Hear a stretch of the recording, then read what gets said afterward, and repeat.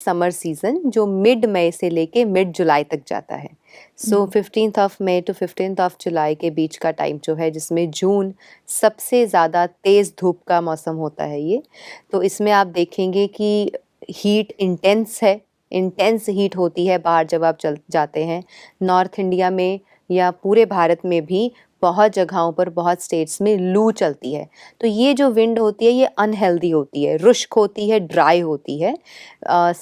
Sometimes it is good for the body also, क्योंकि जो गर्म हवा है वो एक तरह से ड्राइनेस तो ज़रूर देती है, लेकिन ठंडी हवा जैसे हमें कोई ना कोई बीमारी देती है, तो लू जब चलती है उसमें हमें बीमारी कोई नहीं हो सकती। राइट। तो इट इज़ ड्राई, और आप देखते हैं कि ये वो टाइम होता है जब प्लांट्स ऑल्सो सीम लाइफलेस। इतनी ज़्यादा गर्मी पड़ती है, पत्ते भी जो हरे होते हैं वो थोड़े थोड़े पीले और ब्राउन होने शुरू हो जाते हैं। You need to cut them at frequent intervals, और उनको सुबह शाम दोपहर मतलब 2-2 बार पौधों को पानी देना पड़ता है। तो ऐसे ही जैसे पौधों को 2 बार पानी देना पड़ता है, बिल्कुल वही हालत हमारे शरीर की भी होती है। We also need to have some energy drinks, पानी पीते रहें, डिहाइड्रेशन ना होने दे, हाइड्रेटेड रहें सारा दिन। जितना हो सके अपनी प्यास को बैलेंस करते हुए, अगर किसी को बहुत प्यास लगती है तो we need to keep that check कि हम अपने टाइम पे एट फ्रीक्वेंट इंटरवल्स आप पानी लेकर के अपने आप को हाइड्रेटेड रख रहे हैं। जी। तो इन सब चीज़ों का ध्यान रखना पड़ता है। और साथ ही आप देखेंगे कि ये वो टाइम है जिसमें स्ट्रेंथ लीस्ट होती है। अच्छा। गर्मियों में स्ट्रेंथ लीस्ट होती है, बट स्टिल एक चीज़ है कि इसमें एक्सरसाइजेज एंड योगा प्राणायाम्स करने में कोई दिक्कत नहीं होती। अच्छा। आप मॉर्निंग्स में उठ करके, अर्ली मॉर्निंग्स में उठ करके, बिकॉज ह्यूमिडिटी शुरू होने से पहले का जो मौसम है ये ड्राई वेदर है। अर्ली मॉर्निंग्स में जब आप उठ करके योगा एंड प्राणायाम करते हैं sitting outside in the gardens, तो आप देखेंगे कि वो टाइम फ्रेश होता है। जी। उस टाइम पे एनर्जी भी होती है। बाद में भले ही आप थोड़ा थका हुआ फील करेंगे और एनर्जी लो फील करेंगे during the day time, but mornings are quite fresh अगर आप अपनी रूटीन को बहुत अच्छा रखते हैं। जी। और साथ ही अग्नि भी नॉर्मल होती है, माइल्ड होती है हमारी जो अग्नि है, जठराग्नि है। और ये वो टाइम पीरियड है जब कफ दोष जो है वो शांत होना शुरू हो जाता है, इसमें कफ नहीं होता, और वात रोग एक्यूमुलेट होना शुरू होता है। वाई? बिकॉज ये जो मौसम है ग्रीष्म, इसके बाद क्या आएगा? वर्षा ऋतु। तो वर्षा में वात रोग जो है एकदम बढ़ जाता है। जी। तो ऐसे ही वात रोग इसमें एक्यूमुलेट होना शुरू होता है, और कफ जो है वो पैसिफाई हो जाता है, वो इसमें उसका दमन होता है, उसका वो मंद हो जाता है। तो इस तरीके से ये जो गर्मी का मौसम है, इसमें भी हमें जैसे एक्सट्रीम सर्दी में हम खुद को प्रोटेक्ट करते हैं, ऐसे ही एक्सट्रीम गर्मियों में भी अपनी बॉडी को, खासकर सिर को, जब आप घर से बाहर जाते हैं तो इन चीज़ों का ध्यान रखें कि बिल्कुल एकदम बेयर हेडेड बाहर ना जाएं, खासकर उन जगहों पे जहाँ पर गर्मी बहुत ज़्यादा होती है, and the places which are close to the equator.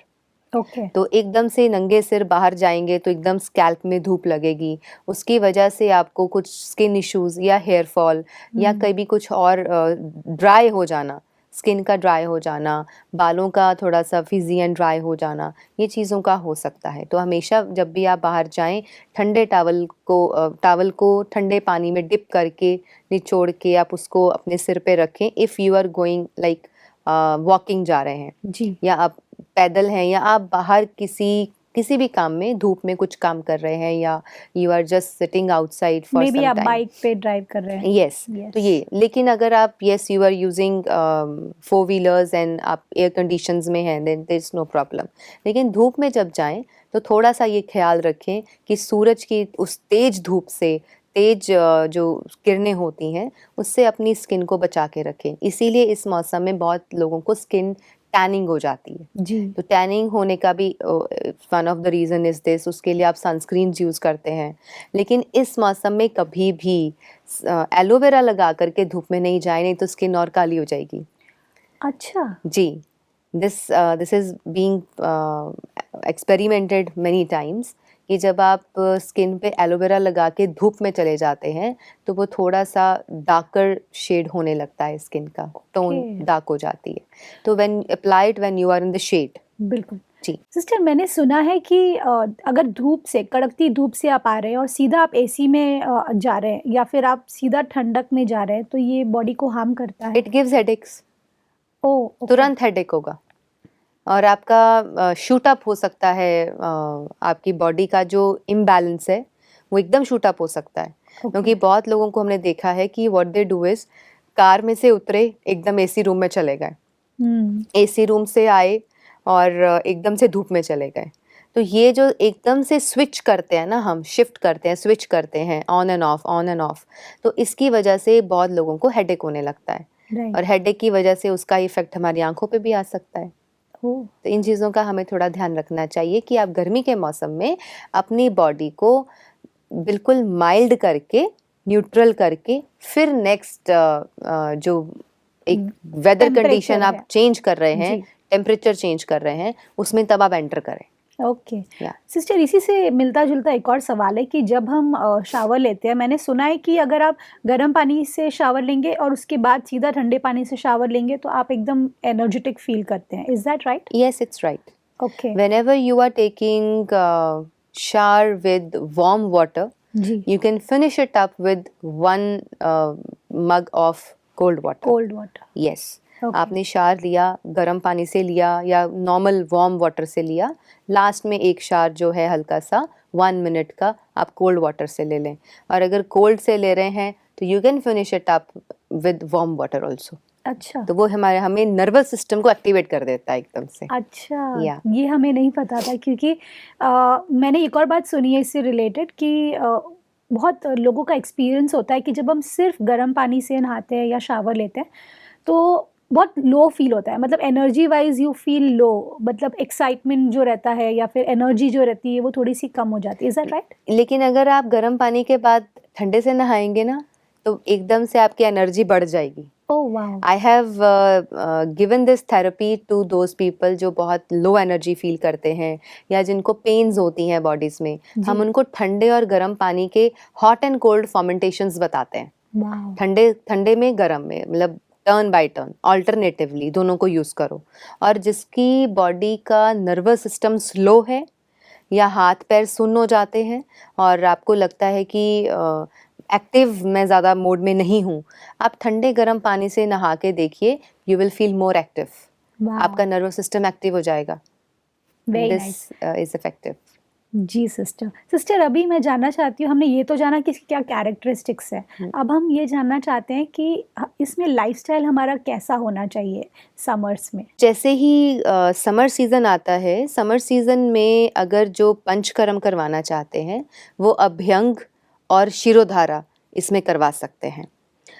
It's a very soothing, दोनों पंचकर्म है, ये थेरेपीज़ हैं जी। जो आपके माइंड को, ब्रेन को पूरा सूद कर देती हैं, बहुत अच्छे से सुकून देती हैं। और साथ ही इस मौसम में ठंडी जगह पे रहें, स्टे इन कूल प्लेस, गर्म जगह पे ना रहें because temperature outside is already very hot. या तो खुद को थोड़ा प्रोटेक्ट करके रखें। आप पर्ल्स वेयर कर सकते हैं, लाइट कलर ड्रेसेस वेयर कर सकते हैं। मोस्टली लोग ज़्यादातर like very pastel colours, light pink, like pinkish peach colours, even in bluish tone, green colour, sea green colour, मतलब जितने भी लाइट कलर टोन्स होते हैं जी। वो कपड़ा पहने। एकदम हॉट कलर्स, एकदम लाल रंग या काला रंग का कपड़ा इस मौसम में नहीं पहनना चाहिए Right. Because it always absorbs the sunlight, या हीट को एब्जॉर्ब करता है। और जो ठंडा कलर होगा, जो कूल कलर होगा, लाइट कलर होगा, वो हमेशा ठंडक महसूस कराएगा आपको और हीट को रिफ्लेक्ट बैक करेगा। अच्छा। तो वो आपको हमेशा बॉडी को ठंडक देगा। साथ ही आप जब नहाते हैं तो जी। चंदन एंड एरोमेटिक पेस्ट्स होते हैं, अरोमा ऑयल्स होते हैं, जैसे अरोमा के कुछ पेस्ट्स आते हैं पाउडर्ड फॉर्म में, आप उनकी पेस्ट बना के उनको all over the body apply कर सकते हैं। आप मुल्तानी मिट्टी को यूज़ कर सकते हैं, केसर को यूज़ कर सकते हैं। और इसी के साथ दिन में बहुत अच्छे से रेस्ट कर सकते हैं बिकॉज सारा साल जिस मौसम में हमने कहा कि दिन में रेस्ट करना ज़्यादा अच्छा नहीं है, लेकिन इस मौसम में 1 आवर और 2 आवर्स अगर आप बहुत अच्छी नींद लेना चाहते हैं दिन में तो you can take. Amazing, this is good news. Yes. Finally एक सीज़न है जिसमें हम आराम से रेस्ट कर सकते हैं मॉर्निंग व्हाई के वक़्त। व्हाई बिकॉज दिन लंबे हैं ना, जी, दिन बहुत लंबे हैं, days are so long, so you can finish up with your lunch and सारे घर के काम फिनिश करके आप अच्छे से सुकून की नींद ले सकते हैं।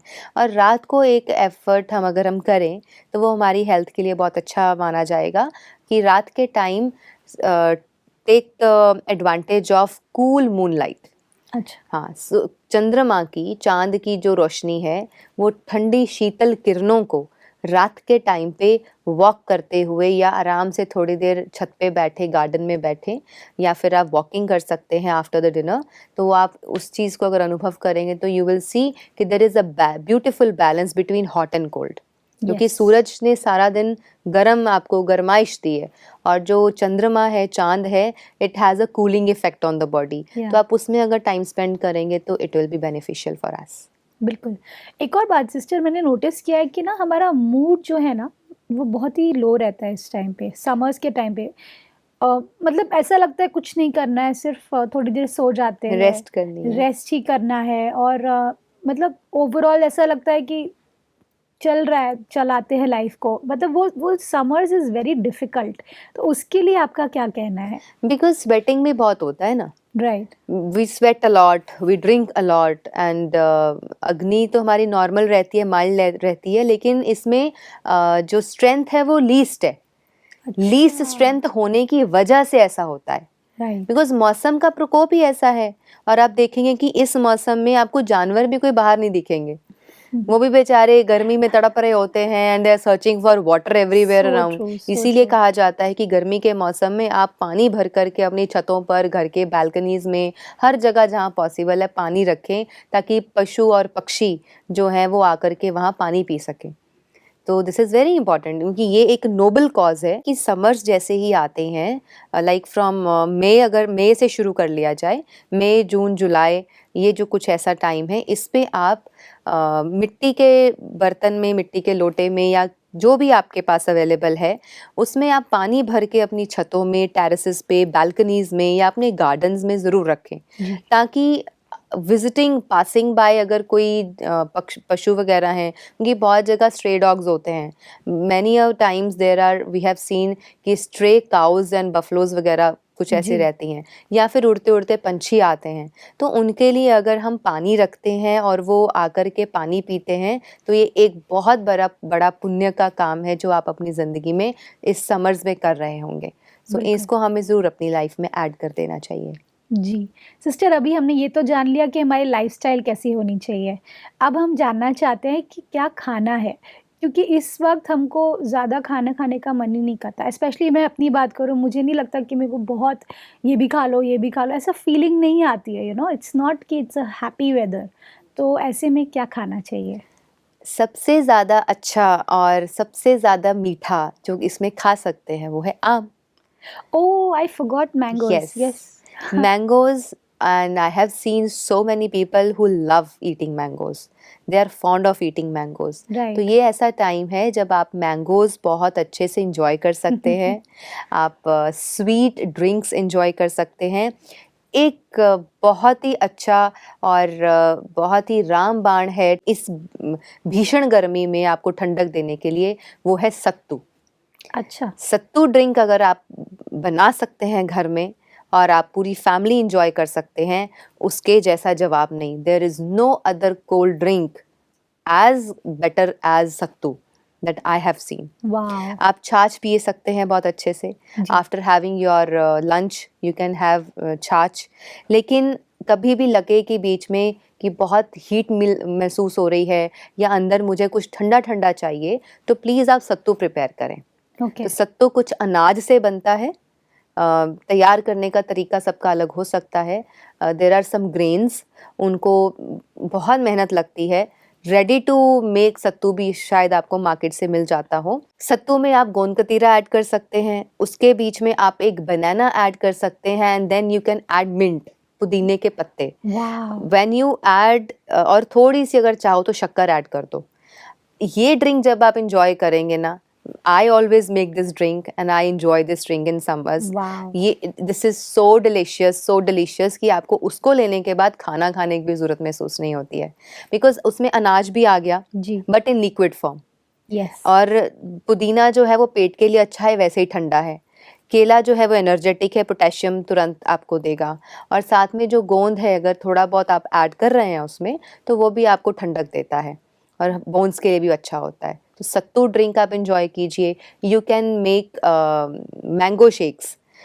या तो फिर देसी गाय के दूध में आप मैंगो शेक बना लें, या फिर आप कोकोनट का दूध बना करके उसमें मैंगो को ग्रेट करके बहुत अच्छे से और इलायची को ऐड करें, कुछ फ्लेवर ऐड कर दें बीच में, तो आप अपने मैंगो शेक्स भी यूज़ कर सकते हैं। तो these are some of the drinks we can use in summers. ग्रीष्म ऋतु में सबसे ज़्यादा इंजॉय करने वाली जो कुछ और चीज़ें हम खाने पीने में यूज़ कर सकते हैं वो है सैलड्स। खीरा, टमाटर, ककड़ी, ये चीज़ें हैं जिनको आप बहुत अच्छे से इंजॉय कर सकते हैं। We can have a full plate of salads, mix salad, आप उसको खाना खाने से पहले इंजॉय करें, क्योंकि इस मौसम में जब आप खीरा, टमाटर, ककड़ी वगैरह ये सारी चीज़ों को लेते हैं, वो आपको बहुत ज़्यादा वाटर कंटेंट भी देता है और साथ ही हमें रेजुविनेट भी रखता है और ठंडक भी महसूस करवाता है। बिल्कुल, और इस मौसम में जैसे ही हमारे पास मैंगोज़ आते हैं, मैंगोज़ से पहले हमारे पास खरबूजा और वाटरमेलन, वाटरमेलन, यस, यस, ये दोनों भी हैं। तो वाटरमेलन तो बहुत अच्छा एक फ्रूट है या गर्मियों के लिए। I love it, it's